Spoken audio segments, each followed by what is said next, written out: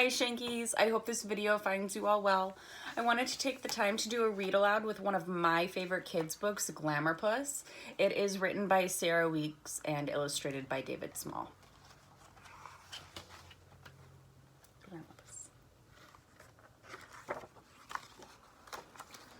Once upon a pillow sat a glamorous cat named Glamourpuss. Glamourpuss lived with Mr. and Mrs. Highhorsen in a giant mansion on the top of a hill, where they were waited on hand and foot by a pair of devoted servants named Gustav and Rosalie. The Highhorsens were gazillionaires.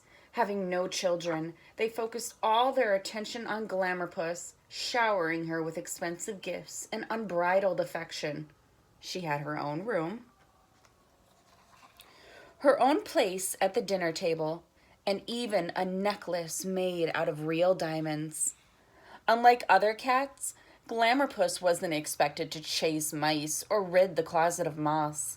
Her one and only job was to be glamorous, and she was good at it. Glamourpuss didn't go downstairs. She descended.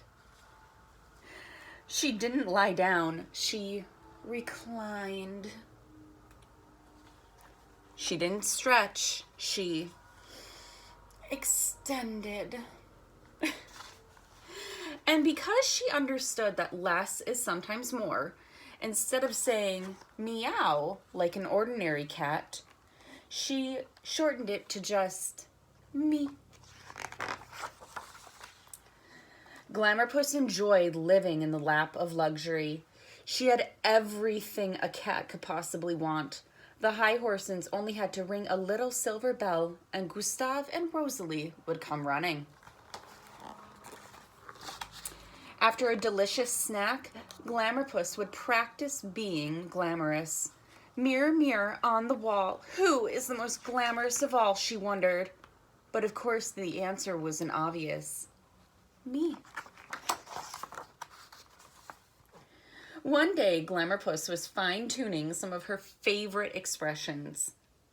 Terribly bored, slightly amused, haughty disdain. When the doorbell rang, Mr. Highhorsen's sister, Eugenia, had come all the way from Houston, Texas. It appeared as if she was planning to stay a while, and she hadn't come alone. Glamourpuss took an instant dislike to Bluebell, her tacky wardrobe, and wagging her tail for no reason enough to shun her.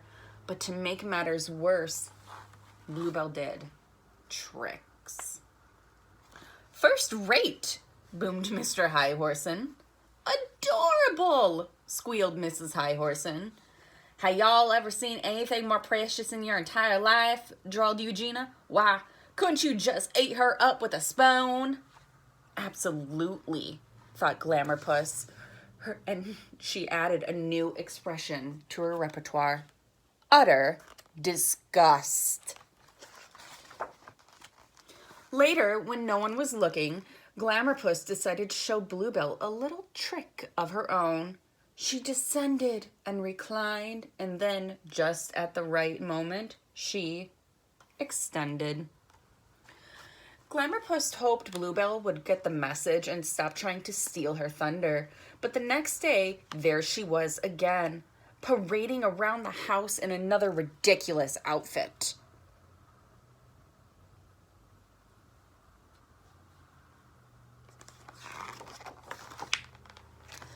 Then, right when Glamourpuss thought things couldn't get worse, they did.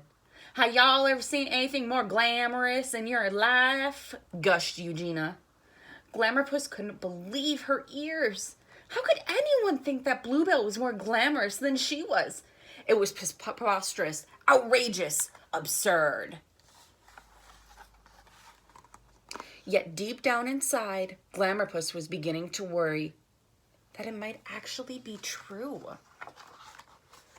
Later that day, when everyone else was taking a nap, Glamourpuss borrowed one of Bluebell's outfits. Mirror, mirror on the wall, who is the most glamorous of all, she wondered. This time the answer was less obvious. Me? At dinner, Glamourpuss only picked at her food. Afterward, everyone retired to the conservatory to watch Bluebell perform a new trick. Glamourpuss slunk upstairs to lick her wounds. The next day, Glamourpuss overslept. By the time she woke, everybody had gone out. Nobody cares about me anymore, she thought sadly. Her pity party was interrupted by a strange noise coming from the guest room. When Glamourpuss went to investigate, she couldn't believe what she saw. Bad dog, scolded Eugenia when she discovered what Bluebell had done. At first, Glamourpuss was elated. Bluebell would have a hard time stealing her thunder now that she'd chewed up all of her fancy clothes.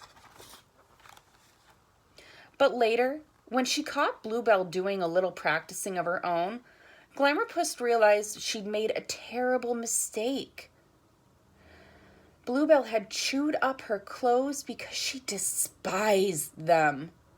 Who could blame her? The poor thing had been trapped in a nightmare of hoop skirts and fruit-covered turbans, when all she really wanted was to be glamorous like me. Over the next few days, Glamourpuss worked tirelessly with Bluebell, teaching her everything she knew about being glamorous. Bluebell was a quick study. She mastered descending, reclining, and extending in no time flat. True, she sometimes needed to be reminded that her tail wagging is undignified. But it was Bluebell herself who came up with the idea of shortening bow wow to the much more glamorous wow. Mr. and Mrs. Highhorsen were very proud of the way Glamourpuss had taken Bluebell under her wing.